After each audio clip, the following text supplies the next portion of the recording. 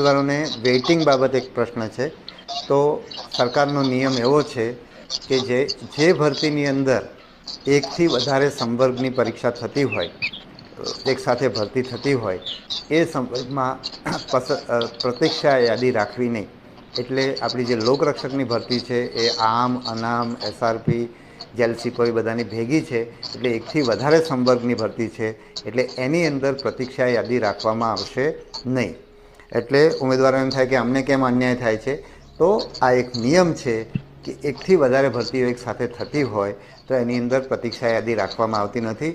અને આ નિયમ ગુજરાત સરકારના તમામ વિભાગોને લાગુ પડે છે. દાખલા તરીકે તલાટી કે જુનિયર ક્લાર્ક છે તો એની અંદર અમે પ્રતીક્ષા યાદી એટલા માટે કરીએ છીએ કે તલાટીની એકલાની અલગ પરીક્ષા થયેલી છે, જુનિયર ક્લાર્કની એકલાની અલગ પરીક્ષા થયેલી છે. ભવિષ્યમાં આ બધાના ગ્રેજ્યુએટ કરી દીધા છે. એટલે હવે બધા જ એકસાથે પરીક્ષા લેવામાં આવે, એક જ પરીક્ષા લેવામાં આવે તો એની અંદર પણ પ્રતીક્ષા યાદી ન થાય. બીજું, તલાટી અને જુનિયર ક્લાર્ક બંનેમાં 12મું પાસ હતું. જો અમે પણ આ બંને પરીક્ષાઓ ભેગી લીધી હોત તો એમાં પણ પ્રતીક્ષા યાદીની જોગવાઈ ના હોત. એટલે સરકારના નિયમ મુજબ જ્યાં એકથી વધારે સંવર્ગ અને લોકરક્ષકની અંદર એકથી વધારે સંવર્ગની ભરતી થઈ રહી છે એટલે લોકરક્ષકની અંદર પ્રતીક્ષા યાદી નથી. જ્યારે પીએસઆઈની અંદર આ વખતે અનામ પીએસઆઈની એકમાત્ર સંવર્ગ છે.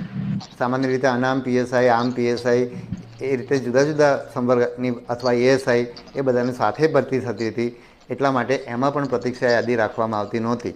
પણ આ વખતે સદનસીબે એક જ સંવર્ગની ભરતી થઈ રહી છે એટલે એની અંદર પ્રતીક્ષા યાદીની જોગવાઈ છે.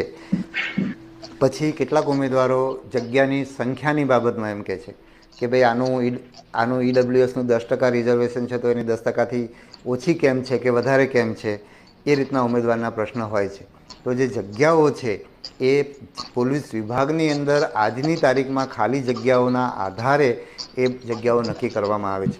કોઈ કેટેગરીની અંદર એના જેટલી ટકાવારીનું અનામત છે એના કરતાં વધારે જગ્યા ખાલી હોય તો એ કેટેગરીમાં વધારે જગ્યાઓ સાથે ભરતી કરવામાં આવે. તો ઉમેદવારોને મને લાગે છે કે આનાથી પણ આ બાબતની પણ સ્પષ્ટતા થઈ ગઈ હશે. એ સિવાયના જે બીજા પ્રશ્નો પણ અમે એક નોંધ્યા છે એમાંના હું એક લિસ્ટ એક પછી એક જોઉં છું. પીએસઆઈ ભરતીમાં ગ્રેજ્યુએશનના લાસ્ટ સેમમાં હોય તેવા વિદ્યાર્થીઓને તક આપવા બાબત.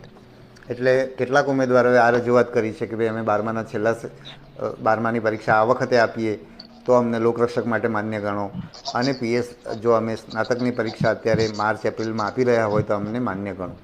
અત્યારે અમે જે નિયમો વાંચ્યા છે અને અમે નિયમોને જે રીતે સમજ્યા છીએ એનો અર્થ એ થાય છે કે 30/4/24ની જે કટ ઓફ તારીખ છે એ તારીખે જે 12મું પાસ હોય એ લોકરક્ષકની પરીક્ષા આપી શકે.